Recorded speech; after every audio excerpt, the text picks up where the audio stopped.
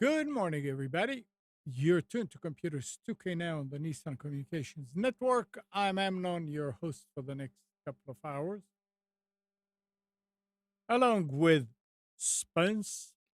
Good morning. Good morning. And I don't see anybody here yet with us. Gal said he'll be joining shortly. Yep. Nick will probably join. And what's up with Skype? Did you notice Skype, the latest version of it? There'll be messages there and you're looking at them and reading them and it has a line above them that says unread messages. Well, I just read it. And it doesn't go away. Yeah, I don't. For a while. Eventually it does, but it's like, what? Our number is 919-518-9773, Computers 2K Voice on Skype. And today's show is made possible by vMix Software, Telestream's Wirecast software, and is sponsored by Tom Sinclair of Live Streaming Gear. After squinting for the last year or so, I finally given in to the fact that I need distance glasses again. And that's right. I did, Yeah. These are the ones that are set up as computer glasses. So the distance, they back off a little bit on the correction. Actually, these work very well full time. It's a mild prescription, but not having worn anything for almost 20 years after LASIK, it was just kind of unnerving to have to go back to wearing glasses again. But it helps a lot. Oh, it's perfect. I mean, I put these on as 2020, maybe better. Nice. But yeah, so I'm just annoyed that I have to wear glasses again. So we had an interesting week here, weather-wise.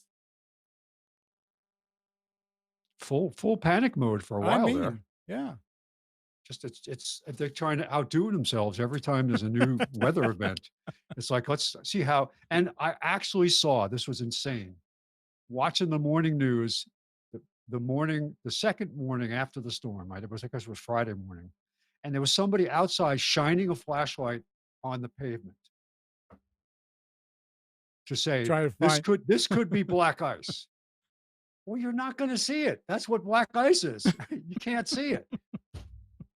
Oh, it was crazy. And I love it when they have people just driving around in their cars to show you what the weather conditions are like.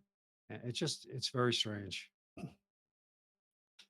And some of the stations have new formats where they're not sitting at the desk anymore, or during the show, they'll get up and stand in front of the big screen and everybody's got to be, the latest this, the latest that, and social media, and oh well. Yeah. So you had an interesting week too, not just with let me weather. tell everybody, last week, like last Saturday afternoon, my lower back started hurting, and it wasn't a big deal. We were at the friend that was helping Donna hang a smoke detector, and when I raised my hand to work on it up there, I felt something happening to my back. It got worse and worse and worse. And Sunday morning, I couldn't do a thing. I thought I can just get up and do it. And I came in here, and there was absolutely no way. Um, finally went to. I went to my general practitioner and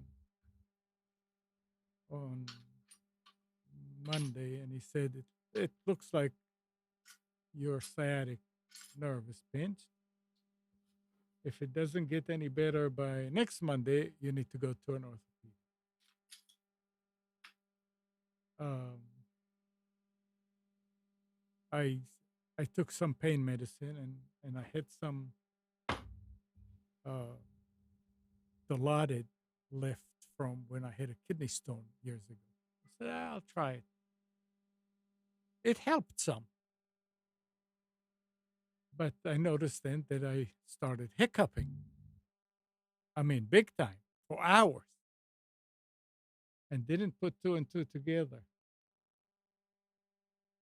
Yesterday,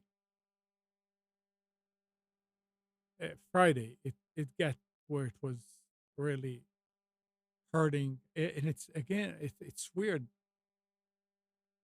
Spence. It's not the back that's hurting. My back, I can hardly feel my lower back hurting. It's the knee. That's strange because It is. when I've had sciatica, it was like from my hip down into my thigh, it Yeah. was like somebody was connecting electric cable to my leg and just it Well, would be like a pulsating shock that would come in waves and then go away. I don't know. So This is. I mean, I can't say that my back is not hurting, but it's the back and down the back of the thigh and into the knee, and it's like around the knee, and it goes halfway down the calf. yeah. Well, what this latest doctor told you, I think, is probably you have a pinched nerve somewhere in your lower Yeah, spine. yeah. Yeah. So I need to go this coming week, and have an MRI done to find out I've got exactly. them. I've got it all over. I've got it in my cervical and in my lumbar pinched nerves. It's fun. Yeah, I mean, I told Kathy, I said, just get that uh, little knife that we have, to open letters and stuff, and just cut back there and snip that nerve off. Just cut it off. I mean, it was. It's weird. You cannot get comfortable. Uh, I knew that I wanted to do the show today, so I took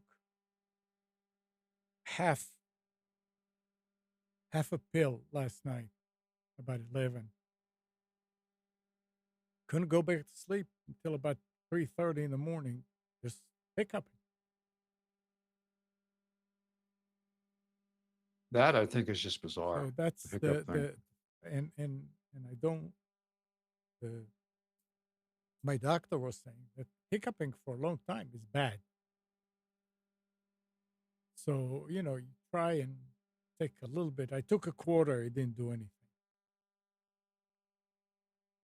But this too shall pass.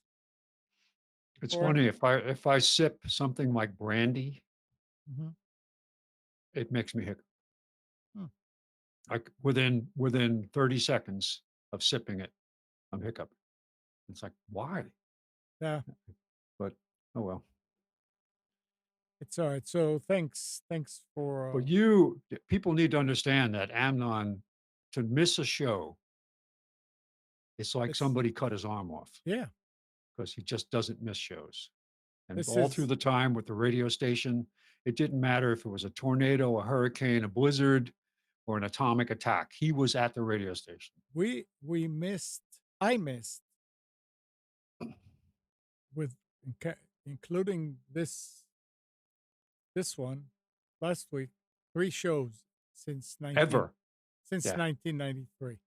Yeah. One, I couldn't fight it. I had to go to a wedding in Virginia, my brother-in-law. So they made me look. I mean, I didn't want to have a family feud. They Uh, embarrass you into going. yeah, one time the UPS at the Colo went bad, and you guys kept on going I took off and went there and then came back. And then this past Sunday, who joined us? Go. Oh, hey, God. And I remember, Good morning. going to the studio one time during an ice storm.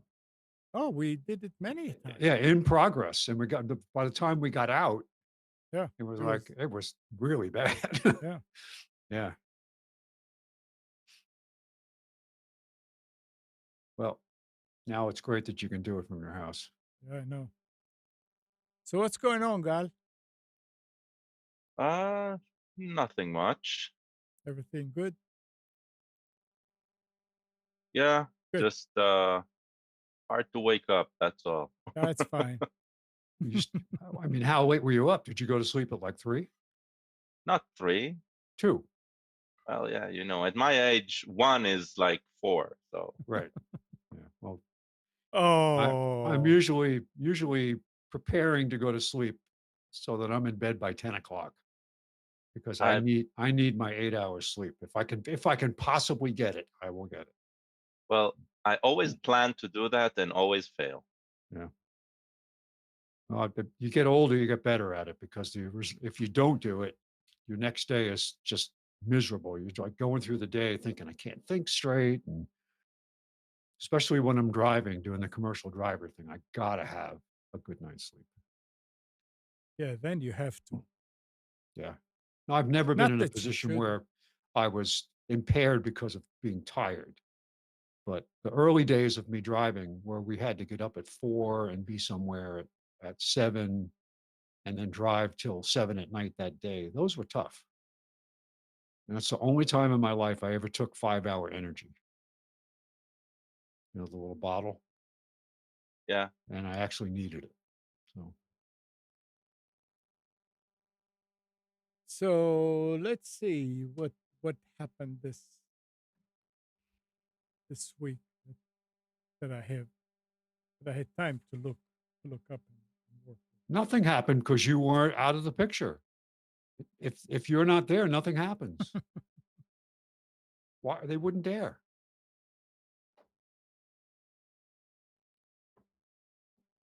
There was what? I mean, I still have stories from last week, a bunch of them. But this week, Microsoft launched Office for Android and iOS in general availability. It says the unified app means you no longer need to download, install, and switch between the individual Word, Excel, and PowerPoint apps. Um, I don't. Well, what do you do with PowerPoint on your phone? I guess it's That's easy. You're not really using a phone, so it always looks foreign to you, but you use it on the road basically. You can present from it. You can do everything from it today because it can cast to a screen. And sometimes all you need to okay. do is in a flight check something that you need to review, and you can do it quickly. So So so you cast it to the airplane big TV. no, in the airplane you'll use it with its own screen. Yes, it's small, but if you need to quickly review something, You can. that's great. But if you theoretically, nobody does it, right? But theoretically, all you need is your phone. You don't even need your laptop if you're going to a meeting. It's still not smooth. It's still not, I mean, like in sci-fi movies where you see, take the phone, they swap to the screen and it works. It's not as easy as that, but the solutions are all in place. It's just still clunky. And I'm guessing that's what they're driving at. Oh, And if you think about Samsung, they have their, it's called DEX, their interface where your phone, when you hook it up to a USB-C docking station, it becomes like a desktop computer. And so that makes it even more favorable there. I don't know about all of the solutions in the Mac world, but I'm guessing they're similar. Yeah, but that's interesting that they're gonna put it on export it. Well, it's already there, right? Oh, it is. I don't know. It Separate. says that they will Yeah. launch. No. So they said that no longer separate application. I have Oh, on my phone, I have Outlook, I have Word, I have PowerPoint because my work connection, right? But once I connect to the work, there's like this management suite that they put on that they can trust the phone. And so all of these apps are installed. And not only that, I cannot take out to a fashion, I cannot take out data that let's say I see something in Outlook from work. I cannot even copy paste it to another application. So it's like firewalled from the rest of my phone because it's a bring your own device situation.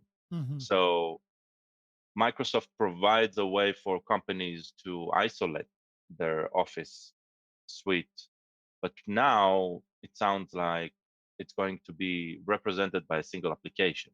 I don't know if it's a good thing, by the way. With a single application, I can decide whether to install it or not.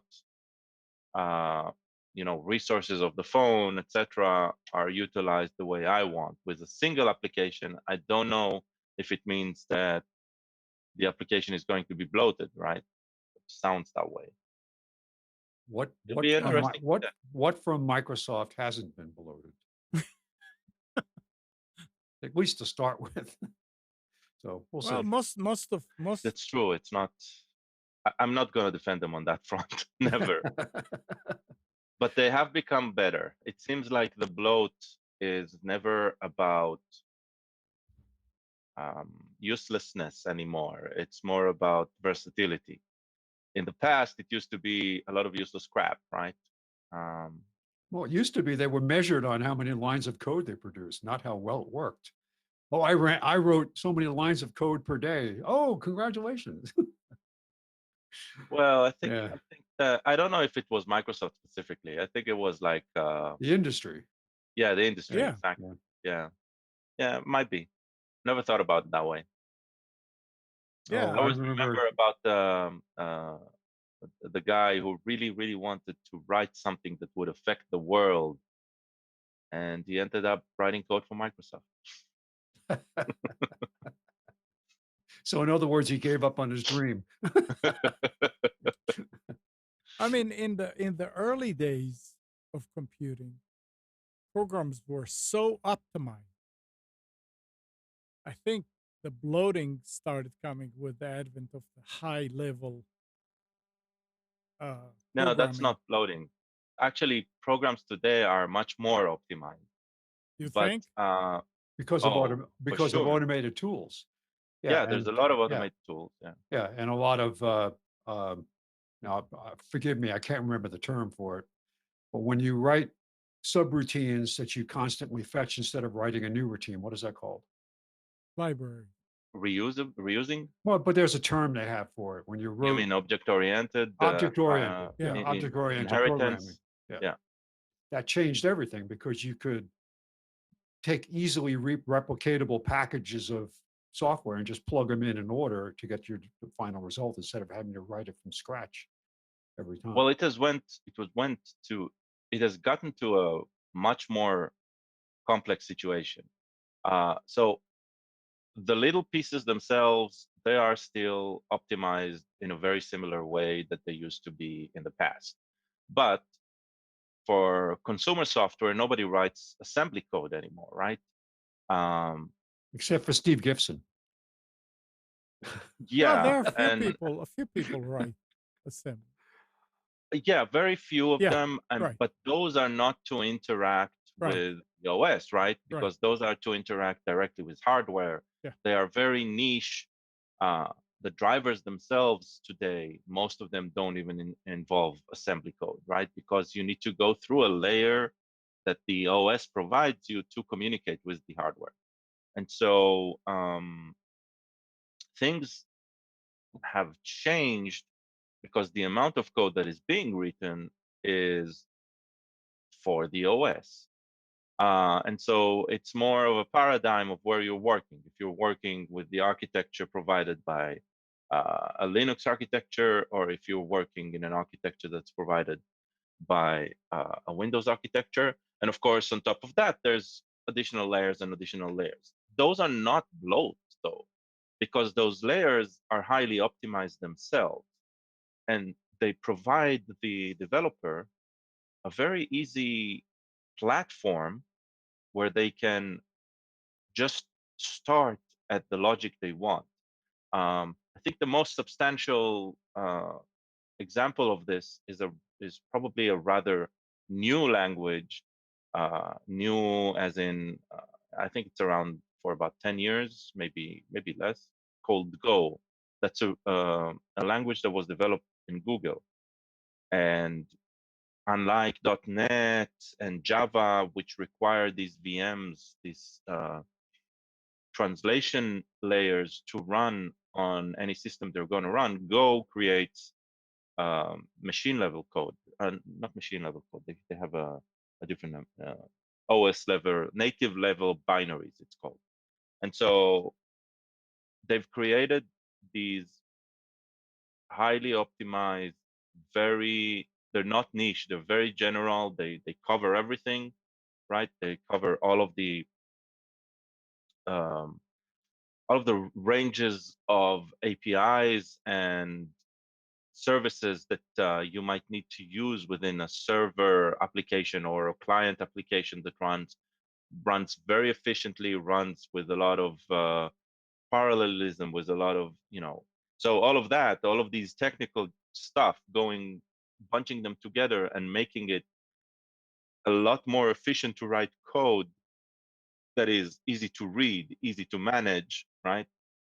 Those are the challenges of writing code, making them easy to read and easy to manage. Because once you wrote the code, you'll need to meet it again when something either breaks or when you want to expand it. Mm-hmm. And with old paradigms with very low level paradigms of programming, that is very hard to do.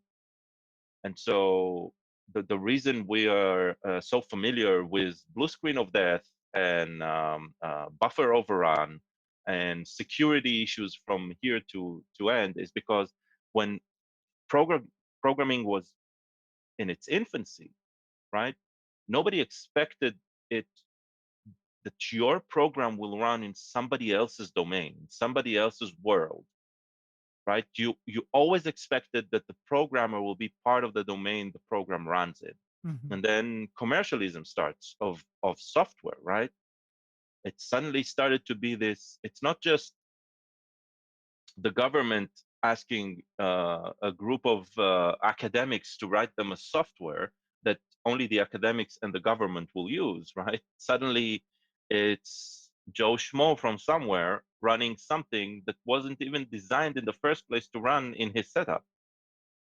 And then you take all of that and you hook it up to the network where every evil person in the world, if they want, can have access because nobody really thought of that option. So we're no longer in that world. And the tools for writing software like that, they're in charge of giving you most of the layers of protection. All you need to do is just align them correctly, right? And so it's all about security, it's all about optimization, it's all about performance. All of that is taken care by the tools that you use if you use them correctly. But using them correctly today is a lot easier than doing it with assembly code, where you need to think about Yeah. not making sure that you won't override some other process memory, you won't access some other process. It's no longer possible, right? So yeah. Yeah. I mean, most of the most of the vulnerabilities we experience today, right? They are on the level of a CPU design that is allowing you to access a protected memory area that isn't yours, and etc. Stuff like that, so low level, Yeah. and it's accessible by the higher level that should have protected you from even making that call. So it's like there's two issues. There's one on the CPU level and there's one on the application level, and somehow they communicate. And those are most of the vulnerabilities that that surface. And usually the fix is in the tools. All right. But Good. you sent me, I think it was last week, you sent me a link that was very, very interesting about a hack in the Israeli government. I sent it to you yesterday. So this is another one. Yeah. So last week, Yesterday I sent think you it was you. I got a reference to a story about Israel is running for election for the third time straight. Yeah. Last Yeah, two that's elections were a failure, a bust, and they're running for an election again. It has created a scene where everybody's trying to sell a successful election. They're not even talking about um, one of the aspects of campaigning is if you choose us, then you're actually choosing for a successful election, right? It has successful become as absurd. as in winning. As in somebody will get the chair, Yeah. right? Yeah. Right now it's like a stalemate for two elections. It's ridiculous, I know. So one of the players in this thing outside of the parties running is a technology company called Elector, or at least their product is called Elector. Mhm. And it's a product they sell to the candidates, Organization. parties, and it provides them analytics based on what is called the voters ledger.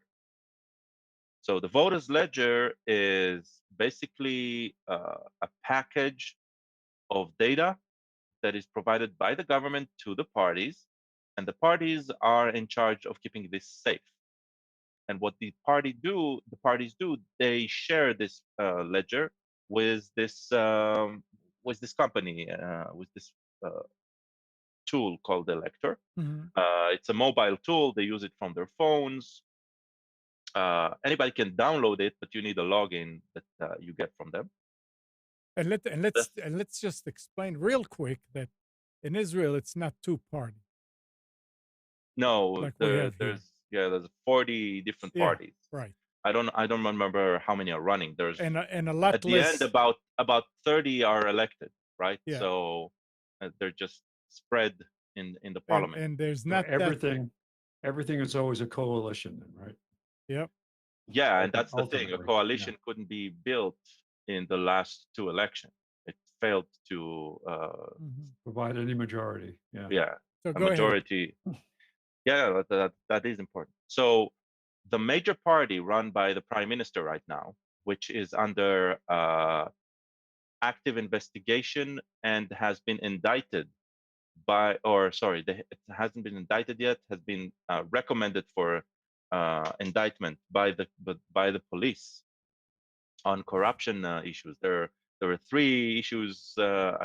four issues. I think they've put two issues forward for to take to trial, recommended to take to trial, but right now everything's in stalemate, mainly because of the election. And so that party is using the Elector software very, very heavily, and within the party they are marketing it also very, very. They're pushing it on all of their members who take part in the campaigning to use it, because they obviously paid for it and they think it's going to do them a lot of good. The thing is that the database itself, up until a week ago or a week and a half ago, the database itself was basically downloadable as a single JSON from a certain URL, and it was exposed for 24 hours. That database contained 6.5 million. That's all 100% of Well, eligible to vote citizens' data. including their ID, which is Everything. equivalent to the social security number here, phone numbers, and all of their personal information, name, address, age, nationality, etc. And that has been now Compromise. widespread, compromised, yeah. And that is like, sorry for the language, but that's a shit show. Yeah. That's a shit show of enormous magnitude. The saddest part of this this story is it's not the first time. It's the first time for this elector software, but it's not the first time that a huge database containing all of the information of the Israeli citizens has been exposed. Yeah. It has been, there's been an incident in 2006 or something like that, where a CD-ROM would be circulated. Yes, a CD-ROM with data would be circulated among telemarketers. That CD-ROM was basically a dump from the internal of the Ministry of Internal with such data. It's like, and they're not updating. They're all busy quarreling among themselves with politics and corruption. Nobody really cares, right, to fix it. Yeah. And it's always these, and the media is lauded by the politicians of exposing these, right, as if the media is the cause for the issue. So it is a ridiculous situation. Yeah, that's too bad. Yeah. That's the way the politicians treat it. Yeah, that's too bad. Yeah, that's too bad. I mean, it is. Well, what are they going to do? They're going to wait for the president to just say, okay, you'll be prime minister. I mean, yeah, that doesn't work that way. It gets, I know. It's a perpetual election. That's what they're going to have to do. Yeah. Why not just have a machine decide everything? Yeah, artificial intelligence. Yeah, let it decide. After all, it's coming, it's inevitable, it's unstoppable, and we should just shut up there about is something that may confuse them, and things will work. It's rumored that Microsoft is rolling out updates to the icons for Windows 10 core apps. You know, they're going to put colorful icons and all. Maybe some people will get confused with all this and pay more attention to that, so they forget about real data, huh? Wishful thinking. There is no real data. Hey, Nick, God. Yeah. We were talking VPNs. I've got an article here that says that Mozilla has a new virtual private network service. And if you have a Chromebook, Windows 10 computer, or an Android device in the US, you can start using a beta version now. It's called Firefox Private Network. The new service is designed to function as a full device VPN and give better protection when surfing the web or when using public Wi-Fi networks. The company offers two options: a free browser extension version, which it launched in beta last year, and it gives 12 one-hour VPN passes when using the firewall browser and a Firefox browser and a Firefox account. And the second one is $4.99 a month. That's not competitive. What did you say? $4.99 a month is not a limited time beta pricing of $4.99 a month is not competitive. No. That's the free. A second one is $4.99 a month option that provides a more complete VPN service across your whole device. The new paid option, which runs off of servers provided by Swedish open source VPN company Molvad, can protect up to 5 devices with one account. It allows for faster browsing and streaming and gives you So, the ability to tap into server located in 30 plus countries. so what do they mean by when they say whole device? Because I use a VPN, I don't know. especially when I'm It's out, but I don't I know. often think about that. The apps are still running in the background. So if you have an app that's compromised, it's just going to talk through the VPN. The VPN does not stop uh, what's on board your device from doing malicious things. It just stops you from it masquerades who you are and doesn't show to the outside where this is coming from. So if you have a device, if I go and I get on public Wi-Fi and I log into my bank, the bank knows it's me, right? It's not, hey, I'm not hidden from the app. So what do they mean by whole Okay. device? I would think that what they mean, they're saying there are two options: a free browser extension version, which it launched in beta last year, that provides 12 1-hour VPN passes when using the Firefox browser and Firefox account. I guess the paid one, you can use it any program that you It's have, They not already just have a, they yeah, already yeah, have a, it's a marketing jargon. We either give you a browser level or a whole device. yeah. It's just marketing coining. Yeah. But it's interesting. Uh, so in other words, you're just launching it hmm. within the It's browser just a and VPN. That's all the of your thing. browser. It's I use the Firefox. I forget what they call it now. I don't know. I didn't realize it was a beta, but the iOS Firefox. I don't remember what it's called, but it's just a auto auto cleaning browser. When you shut it off, it just deletes your browsing history. oh yeah, in Android it's called Focus. I don't know if it's the It's same focus. name. Yeah, it's Yeah, focus. Yeah, yeah. I use Firefox. that as my main driver on the phone. Yeah. Yeah. So So what they're selling the protection of of listeners, which is becoming less and less important. It's still important, but it's less important because most sites are using HTTPS today. And so even if somebody is listening on your network, the only thing they might know is where you're getting your data from. So they'll know the website name.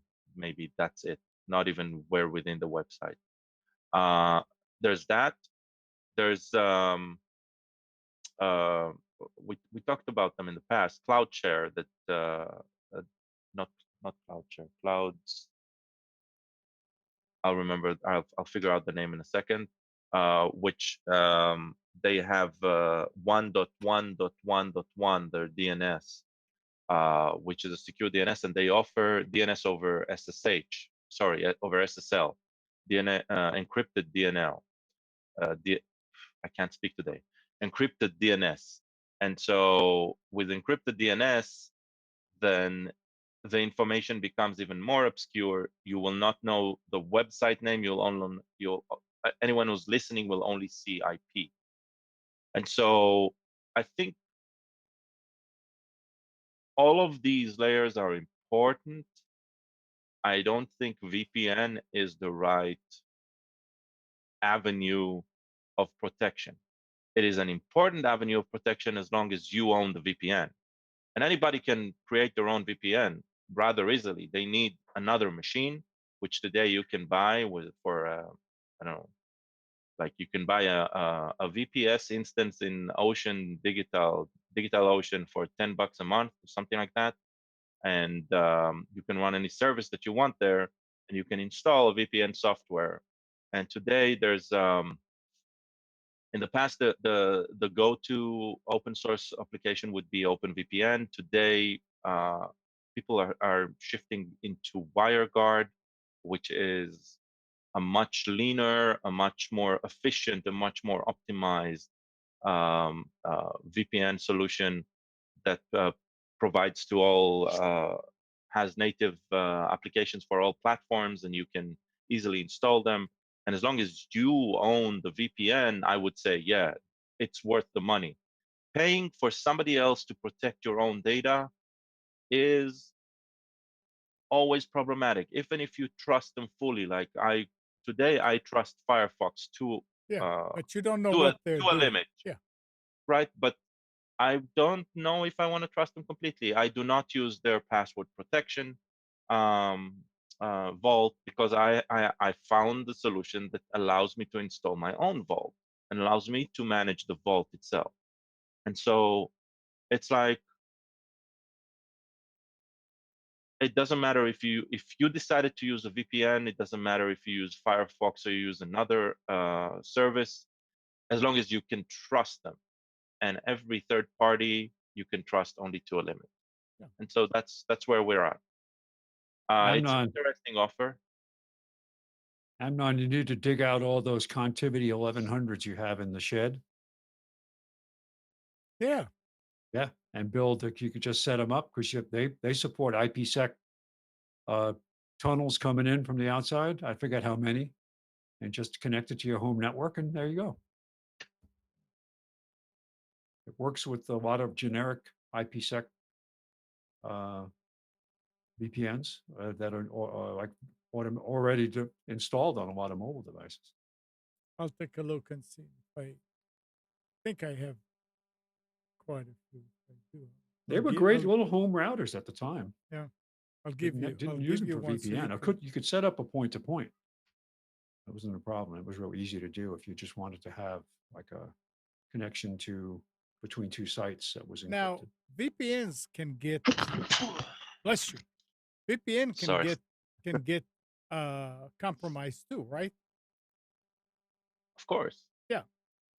If the first of all, if the endpoint is compromised, right? If the server on the endpoint is compromised, which happened to what's their name? Trying to say NORAD, but it was Nord. No, Nord. private interface. PIA, I think they were called. I thought that's what happened Private to internet. To Nord. And NordVPN had that as well. Yeah.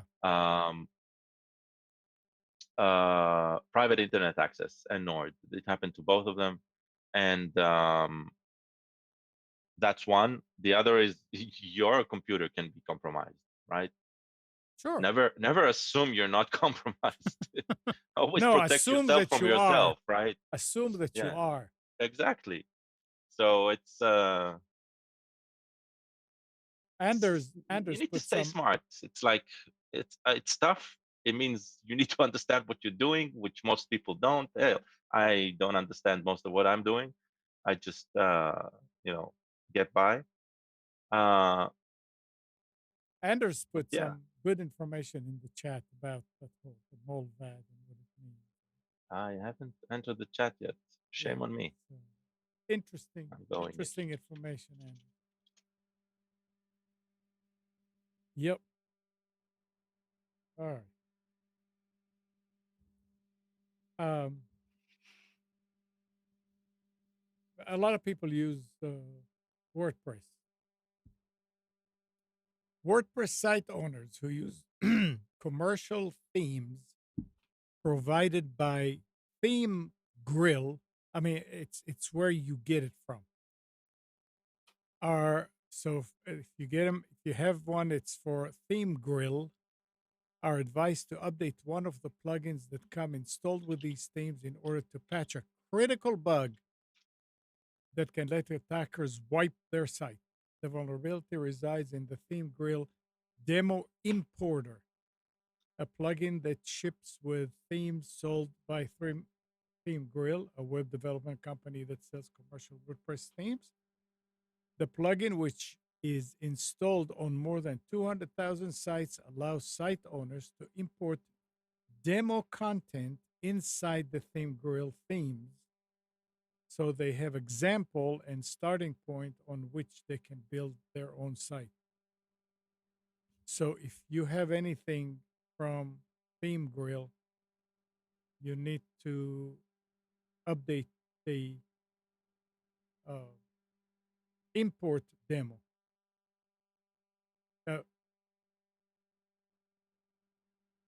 Demo importer, sorry. Very, very important, or you lose your whole site. Okay. Were you going to say something, Gad? No, I was looking at the comments. Yeah. Hey, losing your whole site just keeps you on your toes, Yeah, right. right? So Sure. it makes it so you come back and you make it better. It's a feature. Yeah. So now the question is, now that you hear about it and you go and back it up, if you're already infected, Uh-huh.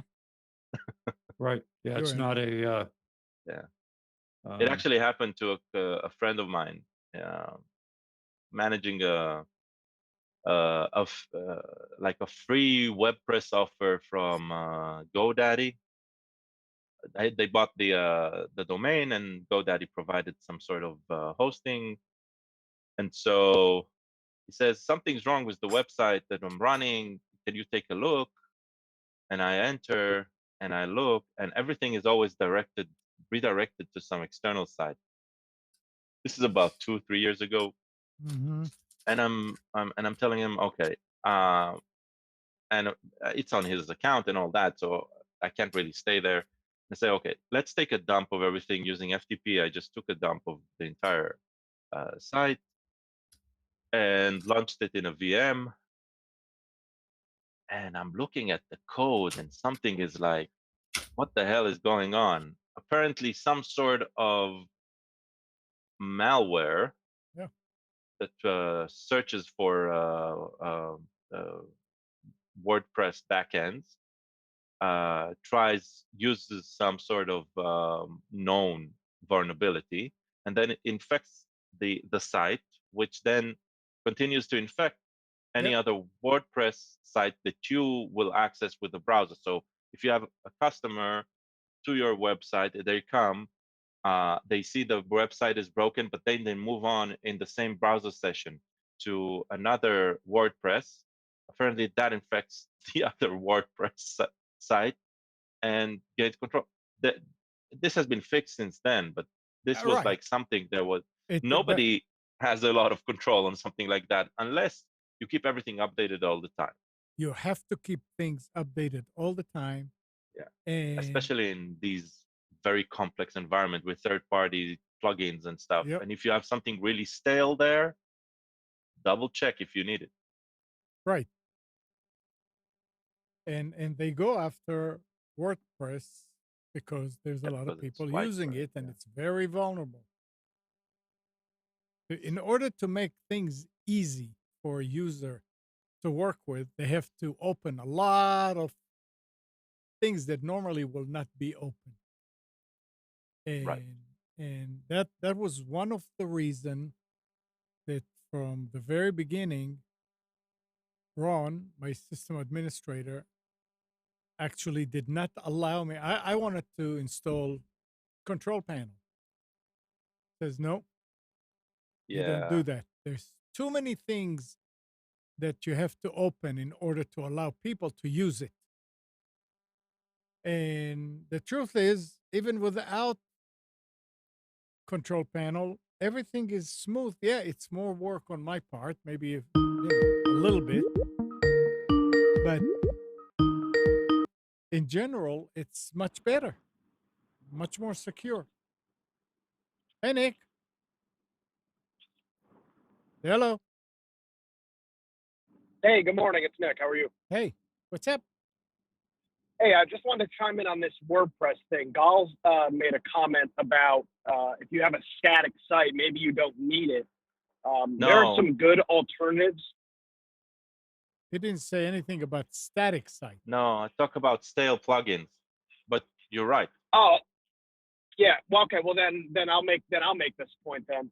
If you're running like a splash page on a website and the back end is WordPress, you may want to look at some alternatives like Bootstrap or some other HTML5 themes or backends that you can run so that you don't have to worry about, keeping a database maintained. If you just have a Yep. static HTML page, there's no vulnerabilities. There's no database. There's nothing that can really be hacked, quote unquote. So if you're doing something super, super, super basic with your website, I know WordPress is easy, but there are some good free alternatives. Bootstrap is one of the big ones to just host a simple splash page.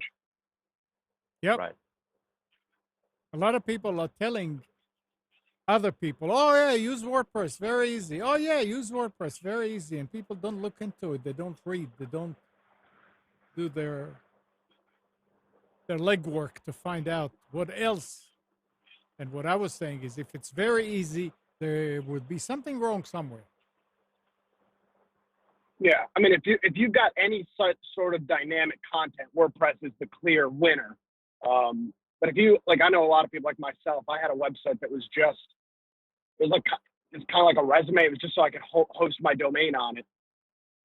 I just threw together something in HTML and threw it up there instead of keeping because I wouldn't have updated the WordPress instance, and then you're putting yourself and a whole bunch of other people at a great vulnerability.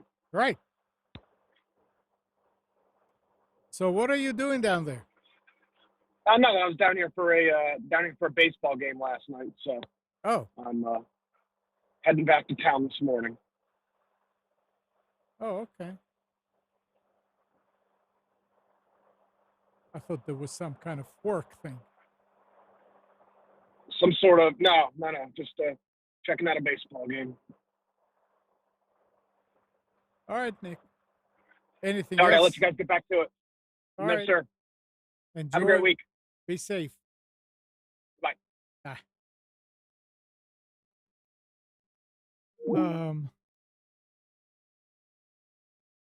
So yeah, WordPress is easy, but you have to keep it updated, and it's not rocket science to keep it updated.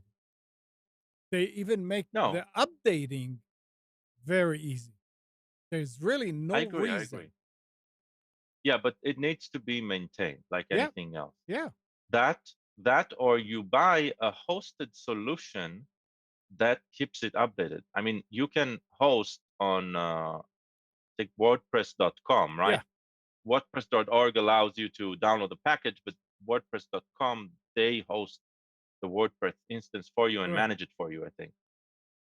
You still have the ability of installing everything in the backend, but so that would probably be a better solution than that. Or you can use other site hosting, Wix is doing good things. Squarespace is doing good things. The bottom line is, but yeah, it is easy to do it all by yourself. All you have to do is the first plugin that you install should be WordFence. WordFence looks and scans the whole site every day. It's free. You can pay for it and it has more options, but it lets you know when a plugin has been updated at the source. You get an email and it says, hey, there's a problem. You need to update that. You click on a link, you go, you click update, and it's done. So if you don't want to do it on regular basis, just like every few days, you can just wait for the notice from WordFence. And when we install a WordPress site on any of our servers, we don't allow the user to install it. We install it. And when I install it, I add WordFence right away. I configure it for them. And it's also nice because WordFence is also a type of firewall. And it will stop. Nobody can attack you, because after you say how many times, how many attempts of password, and then it blocks it. And yeah, every now and then I get a call and the customer says, oh, I got blocked. Okay, so you go in there and you unblock it. Takes a minute. But this way you keep the customer secured. And you have to explain to customers many times. I mean, if somebody broke into your account, that gives them halfway into the server. Not that it'll be very easy for them to to infect other sites, but they can see information. And the way that Linux works, a lot of the files, the core files of Linux, are visible, and a hacker could learn something from it. And I'm not a system administrator. I'm repeating what I'm told. You just want to keep people out of it. Forget it. Don't let them in unless they need to. Unless they have to be there, and it works great. So if you and then you can do it by yourself. You don't have to, because for managed you pay more. That's the only reason. Well, managed VPS is not the same thing, Anders. I don't think. I don't. They managed VPS. They will maintain your VPS, but not the programs on the VPS. Not the programs like WordPress and things like that. They're not your system administrators about the whole thing. All right. Another thing that's kind of disturbing. Again, we were talking about breaches and things. Department of Homeland Security has revealed that an unnamed U.S. natural gas compression facility was forced to shut down operation for 2 days after becoming infected with ransomware. The plant was targeted with a phishing email that allowed any attacker to access its IT network and then pivot to its operational technology control network. I mean, that is scary. So, they got it after 2 days, and hopefully they shut it down after a short time, but they stayed down for about 2 days and fixed it. And it's just going to happen more and more. More and more and more and more.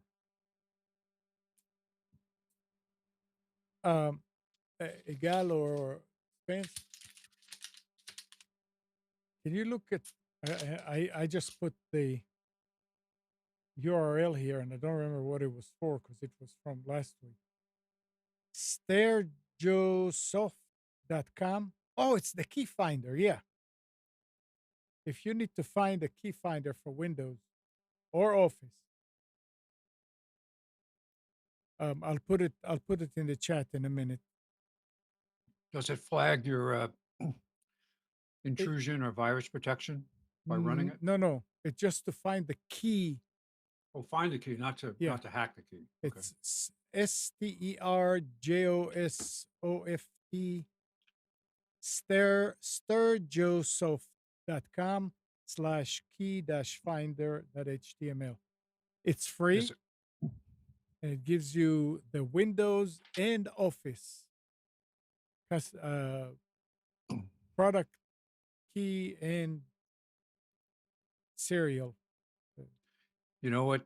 Don't forget that other really wonderful tool, Blaylock. Oh, Belloc. I'm sorry, not Blaylock. Blaylock is a medical reporting thing. Belloc Advisor. You remember that?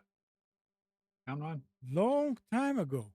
Yeah, it's still there and it still works. Whenever I work on a machine, I sit down and I run that first just so I have a good picture of what's happening. It shows all your licenses, Windows, Office, everything that's on the machine that it can detect. When it goes through, it looks at your network, it looks at all your drives, it looks at the complete image of the machine. And if you're doing it for non-commercial purposes, it's free. It's you load it, it's a runtime, it does not get installed on your machine, and it gives you a web page summary of everything that's loaded on your machine. What ports do what. Yeah, that was a great program. Yeah. I remember. Yeah. But it's a lot more complicated than what you're talking about. If you just want the license, that's great. Yeah, it's good, especially if you're going to do an upgrade or make a change to your machine. Run this first. Yep. So you have a snapshot of what the environment looks like before you. Well, I remember an application from way back in the day, Nearsoft Product Key. That's the same, and this has been around since 2000. I don't know, 4 or 5. So I I haven't used it in a while, but it's always been useful when I needed to use it. This came on. Remember when it came recommended. No, right. Spence, you want to do the specials? I do. All right, I do. let's. And today I did it a little different than normal. Of course, last You week I did didn't it have a show. fine. No, but I did it where Stop this, complaining. Stop. Stop. no, stop. I'm not complaining at all. I did I it mean, because stop apologizing. I wanted to. No, and I'm actually applauding myself to say I came up with one that was a format that if we didn't have a show this week and we Oh. weren't sure, we could always use this. It's not actually tied to a somebody's weekly special. I actually found something that was from it was this list was published after CES wrapped up back in the middle of January, and it's just cool stuff from the 2020 consumer show.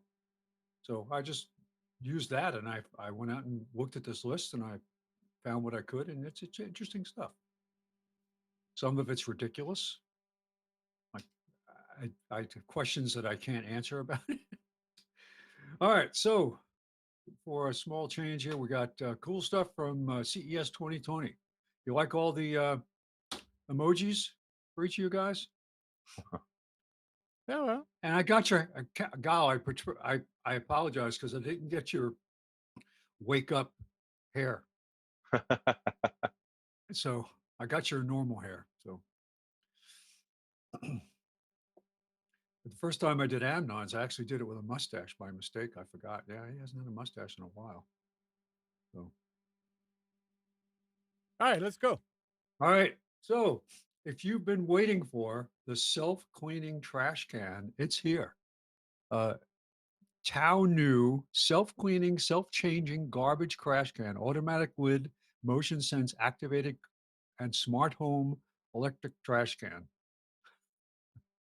Now, what does it do? If it's automatic emptying, self-cleaning, what does it do? It throws the bag out like with a puff of air or something? What is it? How does it work? I just thought it was hysterical. Apparently, it does something that's people like. It must. Now, I think what it is you remove the bag and then it refills the bag for you because I can't imagine it dealing with the garbage. No. So it comes with a refill ring, which holds 25 bags. So probably what it does is that sits in the bottom. You pull out the old bag. It does something where it lifts the new bag up and puts it in place ready for you to start using it again. And it's like, this is to me the epitome of laziness, right? It's like I have this thing against certain kinds of pickup at stores now where they seem to be catering to the people who want to pull up and never get out of their car. Mm-hmm. In some cases, it makes a lot of sense, and it's great when it's raining or whatever. Or you got a situation where you don't want to get out of the car, you've got kids in the car, or whatever. It's great, but for you to pull up there, you want a box of Cheez-Its, and you order it, and you pull up to the grocery store, and they walk out and hand you the box of Cheez-Its. Give me a break. Okay, but I digress. All right, so $119.95 at Amazon. The Tao new self-cleaning, self-sealing, self-changing garbage kitchen trash can. Whoa. All right, so we have seen smart toilets before, and they are quite expensive, but they keep coming out with even more so-called luxury features. And this is the Prodigy Advanced Smart Toilet with auto open lid. So it's too hard for you to actually bend over and pick the lid up. Okay, so dual smart flush, tankless design, luxury bidet features. And the starting price. Now, I looked at this. I did not click on the buying options for the P770, which is the smarter version. But the price on the P700, which is the base version, is $2,000. and it goes up from there. Does it know if you need the new number 1 or number 2? It's a smart toilet. It's got to know, right?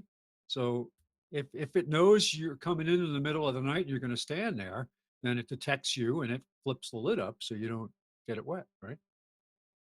But if you come in, and, in the morning, 10 o'clock, it knows you're going to sit down. So it's very smart. All right. So it says dual smart flush. The Prodigy adjusts to your habits and automatically activates the proper size flush when necessary. The advanced dual jet pattern circulates water throughout the entire bowl and flushes debris away with a high power water jet. Oh my gosh. Okay. So now this next thing is something that actually is very practical. And these new lithium ion battery packs have got fantastic applications for their size. I know someone who has one that was a jump starter only. It didn't come with other features. It was just for jump starting a car, so it was a little more hardened. That saved his butt more than once. He said he got 2 or 3 jumps out of this small battery pack. But this is the Morphe Power Station Go phone charger and car jump starter. So it comes with USB connections for charging your phone. It comes with a now I don't know that the cigarette lighter is like both directions. It's probably to that it charge. actually charges. Yeah. That you can jump the car with it and also charge the pack while the car is running. Not with this thin kind of cable. No, this is the charger. Probably not. It's probably just meant to be used as a trickle charger for the car. But it also comes with the jumper cables plug-in. So 109. Now, unfortunately, this particular site that they had you click through to did not have it in stock anymore. Yeah. But brilliant. It's not a smart device. It doesn't anticipate when it has to jump your car. You have to figure that out for yourself. Ultra Desktop, new Optiplex 770 Ultra Desktop from Dell. Now look at this picture. Now this was actually a video that you could click on, but if you look at this, you've got on the left, you've got the base housing that will hold the monitor. In the middle, that is the computer. It's an insert that sits inside the case of this stand, and they have different models of this. It's fascinating, starting at $829. So here you have a way now. If some companies, or I see it a lot in hospitals and medical organizations, where they have these all-in-one monitor, all-in-one, because it's very convenient. Yes, it's more expensive, but it avoids having to have the CPU laying around. It's all built in. Now, this is brilliant because this can be swapped out. You don't have to buy the whole base every time or the monitor every time. Now you just change out the CPU insert. So if you want to go with an upgrade, there you go. You keep the monitor. You don't have to. It's really, really a very good idea. From Dell, starting at $829, called the Optiplex 770. All right, new smartwatch.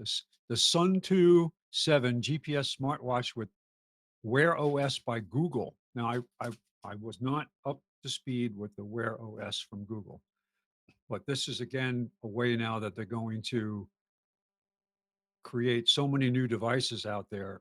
Has it been around for a while? Do you know? Do you have any idea? No, I have no idea. Yeah, I don't know if it's been around for a while, but the point is now. What, Wear OS? Yeah. Android Wear. It's basically their wearable OS. It says by Google. Yeah, it's the Android Wear OS is the name that used to be Android Wear. Oh, okay. Okay. So it's just a rebranding. All right, so this is just a new piece of hardware, but they're apparently impressed by this thing. A versatile GPS smartwatch in one, combining Sun 2 sports expertise and helpful smartwatch features with Wear OS by Google. Compatible with iOS and Android. $499. $499.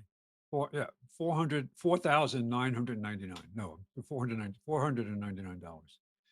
This next one, I had to read the description of this and figure out what the heck this actually did. This is a skin scanner that can be used to formulate um, cosmetics. So you scan your skin, and then it will be used with the company that provides it to create a special formula pigmented serum to your skin. So if you have uneven skin, or say you have, an injury or something like that, this is actually brilliant because it goes and it looks at and scans it and can come up with. Now, of course, for the vein, this is an interesting way that they can change their look. But for those people that actually need this, there are specialties out there that will specialize for people, for cancer survivors, for people who have been burned, or whatever reason, have been wounded, injured, where they have to have special makeup applied to hide damage. But what a great idea. But I think this is one that it comes with. The web page you go to actually is the skincare company that provides the scanner as well as the product. So interesting. Okay, smart faucet. These have been out there for a while. This is what's new with this is that not only does it's three different ways you can control the sink. There's a motion sensor, there's Alexa and Google Assistant support for this, and it's also a touch sensor. So it's got those three types of support. Now it's not smart enough yet to choose what temperature water you want if you approach with a cup or you approach with a glass, right? But you're going to get to that point.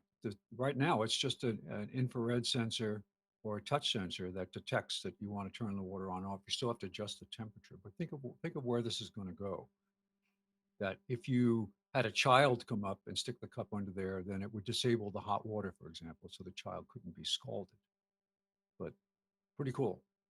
It's from Moen. I have replaced several automatic faucets in a medical environment at a couple of different customers where the usually they're not touch. They're usually infrared motion detection. You wave your hand in front of it and the faucet goes on. So you obviously you don't have to touch anything because you're in that type of a clean environment. But the touch, the voice control is fascinating. Okay, Oral-B IO Plus app. When it comes to your oral health, electric toothbrushes are often considered worthwhile investment. But the brand new model, Oral-B IO series, uses a combination of rotating and oscillating bristles for deep clean, blah, blah, blah, blah, blah. But I think it also has some network connectivity or at least an app that will remind you to clean your teeth.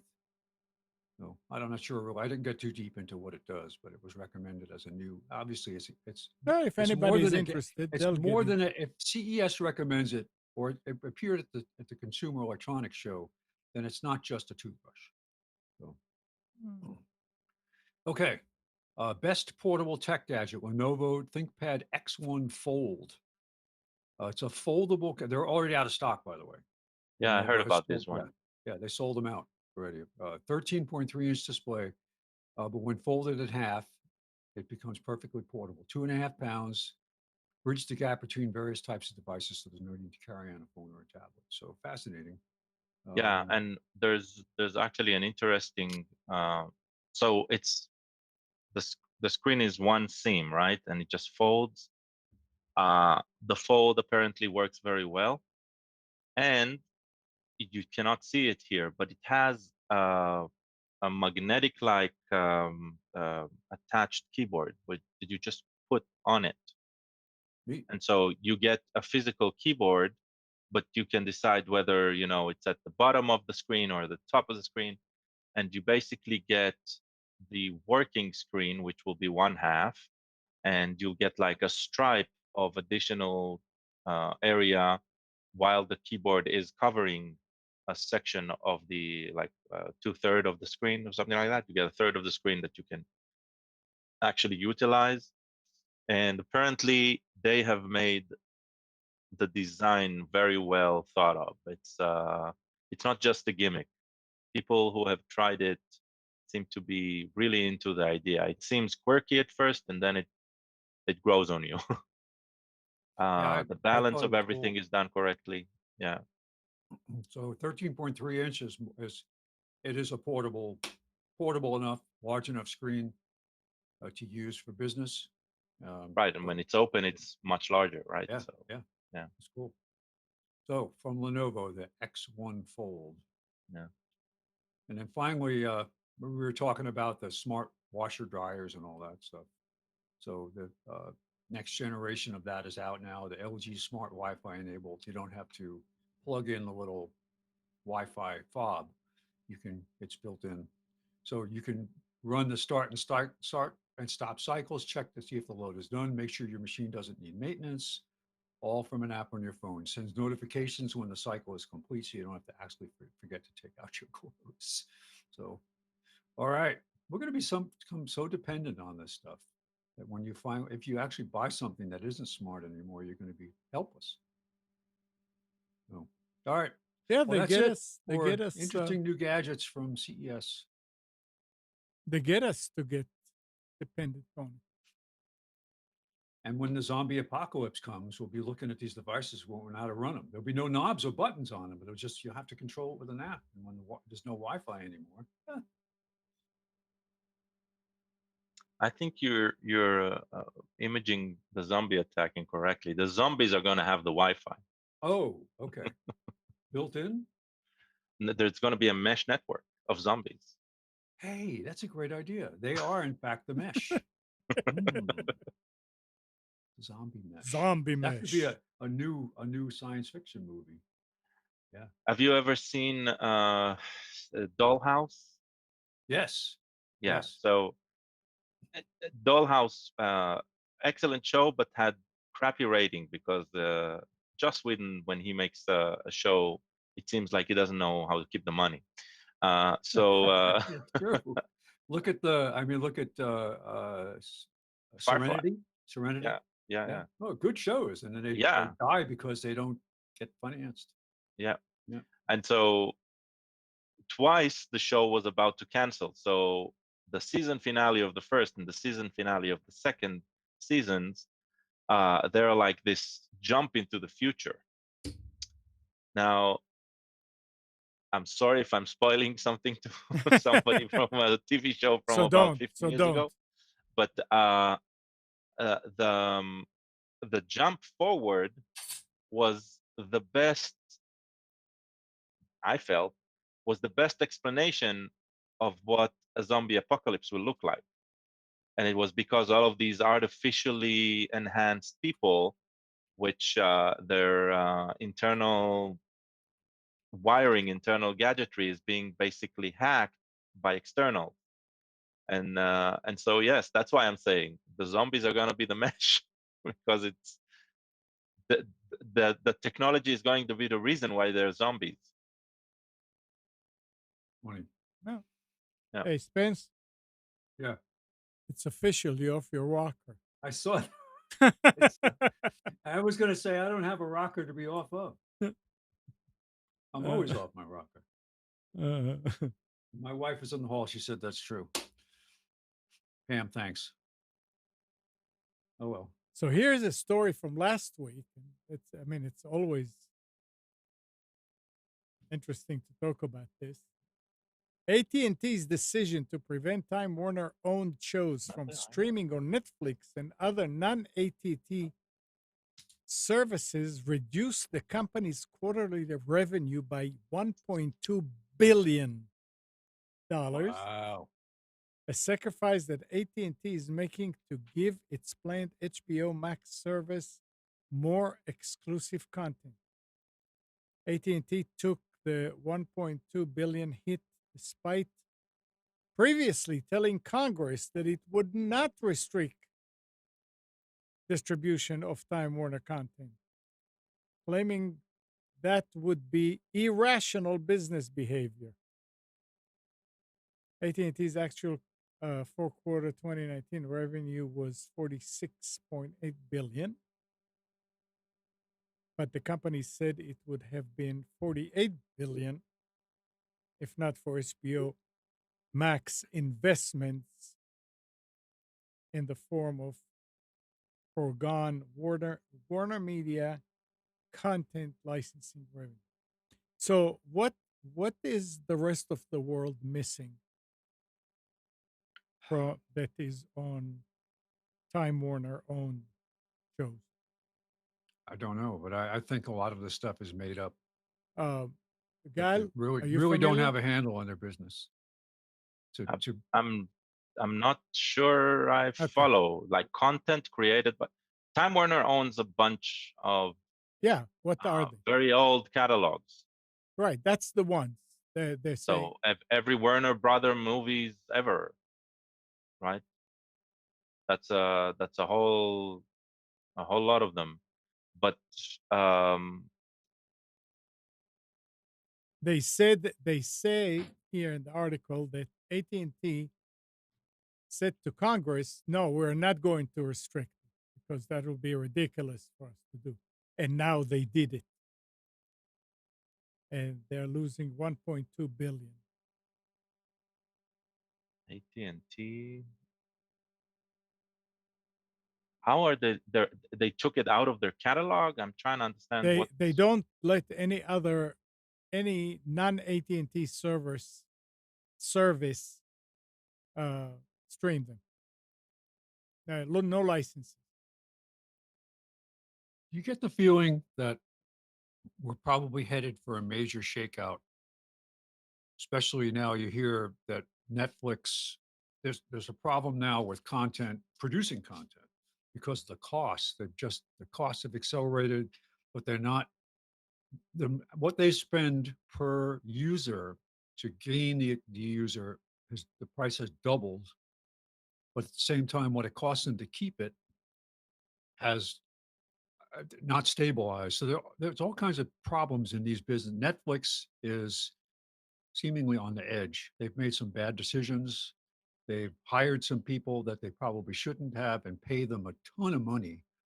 They hired the showrunners from Game of Thrones, who were just coming off of having the worst series ending in history that pissed off all of the watchers to the point now where these guys, their reputation got trashed.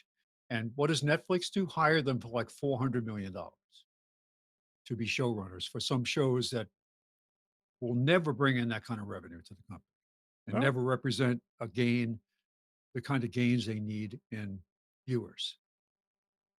but So but still Netflix profit margin, looking at graphs available online, seems like they're doing very well. the analysts that I've read about are indicating that there are problems with their business model that have not really caught up with them yet. Right, but you need to So, remember analysts are talking to stockholders, right? oh So no, I understand. no, so let's focus on what they mean. They mean they're not going to make as much as they have last year. It doesn't mean they're going to stop to be profitable, right? And so all of this analysis is all about whether the stock price is going to go up or down, and it doesn't mean of whether the company is performing well or not, right? Well, Which are look different at how things. many companies out there still are not profitable. Look at That's something completely I different. know, But Netflix isn't in that mix. So but you have people raving about, oh, their loss wasn't as bad as last quarter, so let's raise the stock price. that's When something else. Loss, that's a different way of business yeah, analysis, right? But when we're talking about Netflix and whether they're doing good or bad choices, they're going to make bad choices. It still doesn't hurt their bottom line. It might hurt the bottom line of their stock owners, right? Because they didn't reach what the analyst said they will reach, and that's why following the stock market doesn't mean following business. It's following the stock market, and we need to. no, I'm looking at it purely from a consumer yeah, perspective that's of what the guy. they are unable to get new subscribers at the cost that they used to get them at. It's costing them more to get and keep new subscribers. So That's probably true. if you look at that, if you look at that over time, it doesn't matter how much money they make or how successful they are. If they can't maintain or grow, it's not going to be the innovative machine that it used to be, and they're struggling now with paying these new people that the cost of what the contracts that they've signed has not hit their bottom line yet. Right? They hired these two guys to produce content, but they haven't delivered anything yet, and they're paying them an enormous amount of money. Right, And but they hired. Look, you and me know both. We love following cinema and all of that, right? Producing a movie takes 2 to 3 years. Content, right? Good content. right, They just hired them, right? Literally, when Game of Thrones ended, maybe in the like before the season finale, it was a note. There was a press release about it or something, or just after. So they just started the job. So we're not going to see anything from them for the next 2 to 3 years, right? which is not good because that means that I know that they can't do it any faster. I'm not saying they should try to, but the point is that they're taking on debt or obligations now that if this doesn't work out, if the content doesn't get delivered, it's not going to be good.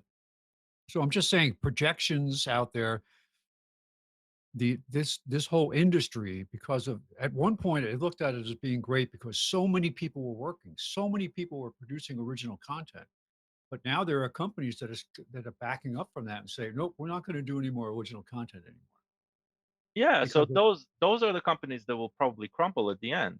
no, those are the companies that may ultimately wind up to be successful because they'll buy content, but they won't be From built. who? Somebody still needs to make the content. That's the Well, thing. yes, no, I understand. But I think what I'm saying is I think that there's going to be some type of a adjustment coming, consolidation or whatever. Something will happen that it's already the consolidation has been ongoing. Look at who buys what, who owns what. There's only a few large media companies now that produce most of the content. So whether it's Right, but I think Sony or so right, it'll Yeah. but take a look at Netflix, right? Netflix did something. So I'm not defending them, right? Hey, I'm not a subscriber, so I don't even buy their content. But one thing I can say about what they did that changed how everything. I'm not or something's on the screen. That changed the way we think is before Netflix, the production companies, right? It seems like there's this. Um, it was a closed group. It was not something that seems to be expanding in any way. And Netflix, with their new paradigm, they brought in new content. Now, Mhm. we're talking about Netflix. I don't think Netflix is going anywhere, and I think Netflix is going to stay in the production business, and they're going to continue growing and innovate just because they were there first. They have a far enough head start on the rest. What I am concerned is whether the new content creation from other franchises which produced very good content, but it's unclear on whether they're very successful or not. The Hulus, the Amazon Primes, right? There's a lot more. It's a lot more opaque um, um, um, about profitability from them, right? Uh, so it's unclear whether they will survive this.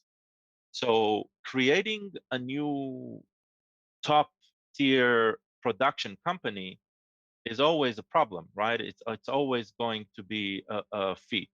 But we are in an era where out of thin air, a new car company which is seemingly successful came up, right? Tesla. but When never profitable though.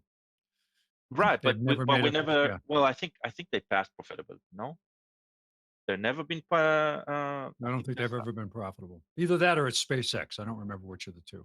SpaceX might be. I don't know. Yeah. One of them is paying for the other. I do know about that, right? Um, well, it says Tesla is profitable again from 2019. I need to read it later. So, but we do get these in a marketplace where it was believed that no other giant can succeed. come in and be meaningful, right? Suddenly these new companies came. Yeah. Whether all of the newcomers will grow this way, probably not. I don't know if more than one will, right? But Netflix itself is a very interesting model to follow. Whether it's good for everyone, no, probably not. But just signing their death warrant just because they made some bad decisions. Well, it's more than one bad decision. I'm not on their payroll, so it's not going to affect There's me. another factor here too that is affecting production, and that is um, what's the right word to use here? The social wokeness side of it is affecting their business. And you see, for example, Hallmark Channel is a big producer of family-oriented content. They've Right. announced that they're going to start to bow to pressure from certain groups and produce videos that will have characters that they've never had before. And so these are decisions that they're making because there's so much pressure from certain groups to produce this that the impact of these decisions isn't known yet. Well, again, none of us has a crystal ball, and maybe these are all maybes. Well, there is evidence out there that it does affect viewership. You see, just look at the Oscars, right? Well, just like The worst showing of an television event in their history of the Oscars, and the profitability of the movies that win is way down. And so the content that they produce, because they make blockbusters that don't win Oscars, that pay the bill for all the Oscar winning stuff that nobody goes to see. So it's just a weird model. if it works for them, it'll work. Oh, don't get me wrong. I want to see people who are in that business make money because it's a hard business to be in. Let's switch here. This is a little bit more. This is a little bit funnier and more interesting to talk about. Are you saying that we're not interesting? It comes as no surprise that the guidance computers aboard the Apollo 11 spacecraft were impossibly primitive compared to the pocket computer we all carry around 50 years later. But on his website, an Apple developer analyzed the tech specs even further and found that even something as simple as a modern USB charger is packed with more processing power. Can you imagine that? Yes. A charger has more processing power than a guidance system that was on Apollo 11. Now try going back in time and telling the guys in NASA that everybody's going to have this enormous piece of and what they're going to do is swipe left and swipe right.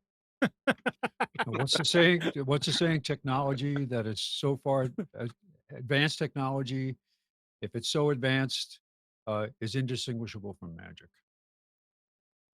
So, yeah. The original Apollo computers were the memory that they used wasn't even anything like what we think of as memory today. It was ring core memory. Right. Because it had to be hardwired. They could not, once they made a programming change, they had to redo the board with memory. They couldn't program, let's do an upgrade. No, you can't. So the code had to be absolutely perfect as best they could because they couldn't change it. And because it had to be able to withstand unbelievable environmental conditions, power problems, all that. It still had to work no matter what. So it was made absolutely bulletproof. And yet we still had that code that popped up when Apollo 11 was landing. You remember that? They had a code that popped up. They were getting an error code. But we're talking here about the guidance system. No, this is the guidance system. This was the landing computer they were using to land, and they forgot to turn off the ascent radar. There's a radar that would be used for them to find the command module when they launched off the moon again, and it was left on during the landing phase. And it overloaded the computer, and they got a code. And the guy, thank God, there was a kid there that had helped program this and had a piece of paper with the codes written on it. It wasn't in any book. And he looked it up. He said, "Oh, we're okay to continue with that code. Otherwise, it would have been aborted." Oh, It's interesting. amazing. Yeah. Have you? I think I've shared it in the past, but because this year or last year was the 50th anniversary Mhm. of the Apollo 11 landing. There's a Apollo 11, I think, live site. I think Nick shared it with us. Yeah, Apollo 11 in real time. And if you go there, you can experience the entire timeline in real time, jump through it with transcription from all of the channels, listen in on specific channels in command control. It is absolutely stunning. Videos synchronized, everything is synchronized to a timeline. And so it'll be interesting finding that bit That of bit of trivia you just and experience it. So And they rediscovered audio tapes that they thought were lost. The logs, the audio logs of the conversations that were not broadcast to the public. They thought a lot of that stuff was gone.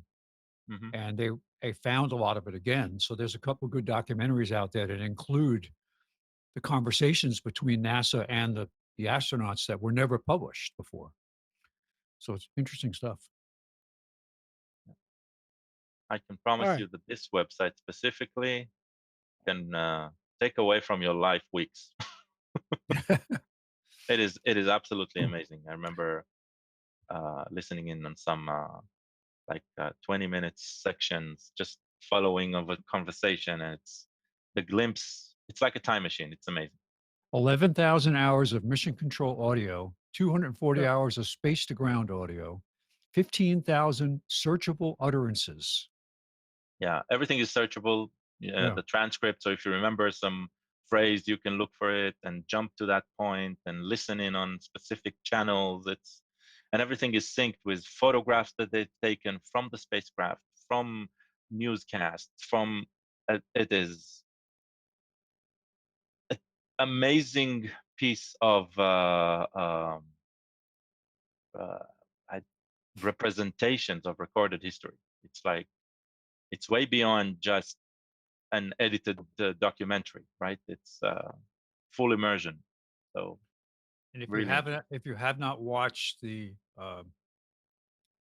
video about the controversy over the landing that was basically debunked by the people at AMD, their graphics division actually did a video where they took and reproduced and digitized the pictures of the LEM and uh, Buzz Aldrin coming down the ladder that created the controversy about why is he so bright if there's only one light source and all that stuff.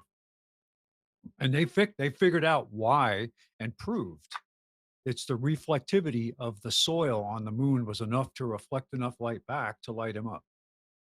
And they could show it by turning that feature on and off digitally to show what it would look like with and without that. Oh, it's fascinating. It's the head of the graphics at AMD who actually makes the presentation. It's about 18 minutes long. It's well worth it if you want to watch it on YouTube. All right. get out. Get ready for more information about getting cancer from cell phone. A test by Penumbra Brands to measure how much radio frequency energy an iPhone 11 Pro gives off found that the phone emits more than twice the amount allowable by the U.S. Federal Communication Commission. The FCC measures exposure to RF energy as the amount of wireless power a person absorbs for each kilogram of their body. The agency calls this the specific absorption rate, or SAR. For a cell phone, the FCC threshold of safe exposure is 1.6 watts per kilogram. A number of tests found that an iPhone 11 Pro emitted 3.8 watts per kilogram. That is more than double than any other phone. Now, what does it really mean? People are going to take it and run with it in both directions. I guess it just means like having a walkie talkie with 2 watts or a walkie talkie with 5 watts. 5 watts will go farther. So that's what it means to me. But it's interesting. And any of you guys use something called takeout? Takeout? Yeah, it says if you use. You mean Google Takeout? Yeah. Yeah. Yeah, I used it. Okay, it says if you use Google Takeout to download an archive of your Google Photos content, there's a chance that someone else may have ended up with your video. Google admitted that for a few days in November of last year, some videos in Google Photos were exported to unrelated users' archive. Oh, man. This means that not only could your videos have ended up on a stranger's computer, but also that you may have received random videos belonging to someone else. Now I need to go and check all of my videos. Google is not making much of the technical issue, which it says has now been resolved, but the company apologizes for the inconvenience. Yeah. But that's only if you archive Only November, it, though. and only if you archive it and download it. Yeah, you need Takeout is Google's mechanism for you to get your data to you. To you. So archiving all of the data that they have, depending on the services that you're using, and just packaging them into a zip file, and you can download them. I've used it numerous times, sometimes before closing or sometimes before deleting a huge amount of data to have a backup. Did you check what you got? I usually check that I can open it. I expand it somewhere. I do not go through the content because it's usually a lot. But I haven't done it in November of 2019, so okay, that's okay. I did it in December of 2019. Well, I hope it was fixed by then. Because they only notified a bit of it now, right? The article came out. Yeah. So the fact that the article came out is they issued a press release. Only now they're talking about something that happened in November. I would say they might be slapped with a GDPR fine on something like that from the European Council. Maybe. Yeah. Another thing about malware, according to cybersecurity software company Malwarebytes, latest state of malware report, the amount of malware on Macs is outpacing PCs for the first time ever.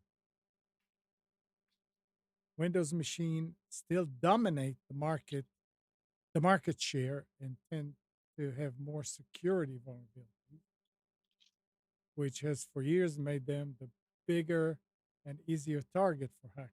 But as Apple computers have grown in popularity, hackers appear to be focusing more of their attention on the versions of Mac OS that power them. So they're outpacing. And years ago, we said, sooner or later, this is going to happen. Well, outpacing, I think it's Windows market share is still 80. This is according to 2019 on Wikipedia. So even they Windows saying that Windows 87%, right? And we're talking about Mac OS being 9. Because Mac OS is probably growing in market share. Yeah, that's exactly but what they said. Outpacing, it's like, it's outpacing within that market share. It's like it's still. This is like saying the company has been in business for 2 months and their revenue grew up by 300%. Yeah, from 1 month to the next. Yeah, exactly. The first month they made $100. The next month they make $300. You know. So but the point here is that they're getting more and more and more. That's interesting. That's true. Yeah. All right, it's that time of day. Anybody has anything else to add, guys? Fans? No. Interestingly enough, though, the largest market share is Android. Really? Yeah. So when you add the mobile market, the mobile OSs, so Android is 54%, iOS and Mac OS together, so stuff that comes from Apple, that's 12%. It's a bit more. You can check the Wikipedia article itself.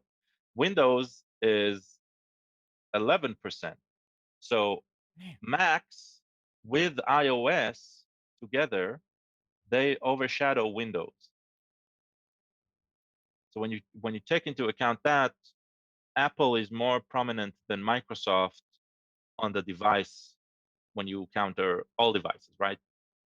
Interesting. This is very interesting. Very interesting. Yeah. I'll paste the link for anyone who's interested. All right. I really want to go. You need to go sit in your chair and relax. Yeah. And I can go and take the lauded. I don't care if I hiccup now. All right. Well, thanks, Gal. Thanks, Ben. Thanks, Nick. And everybody in the chat. Good morning, Kathy, Hannah, Nabil, Mac, Norm, Katie and Donna, Dina. Thanks. Thank you, everybody, for tuning to Computers 2K Now. We hope you enjoyed and maybe learned something from our time together. Remember to practice safe computing. Back up your hard drive and update your virus scan. We'll be back here next Sunday at 9. But you can always reach us at computers2know.com. And Nick is on the radio tonight at 7, this evening at 7 with Against the Norm. So you can either go to atnshow.com or you can go, if you're in Wilmington, listen to Big Talker Radio down there. See you, everybody.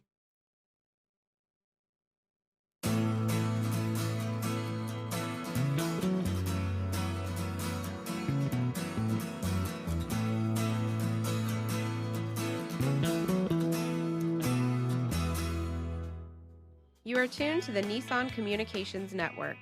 If you tuned in too late, you can always watch each program in its entirety or download an MP3 audio file of it in the archives section at nissancommunications.com. Don't forget to subscribe to our YouTube channel, follow us on Twitter, and like us on Facebook. Sponsored by Telestream's Wirecast software, StreamingGear.com, Carolina Apparel, and DeltaForce.net.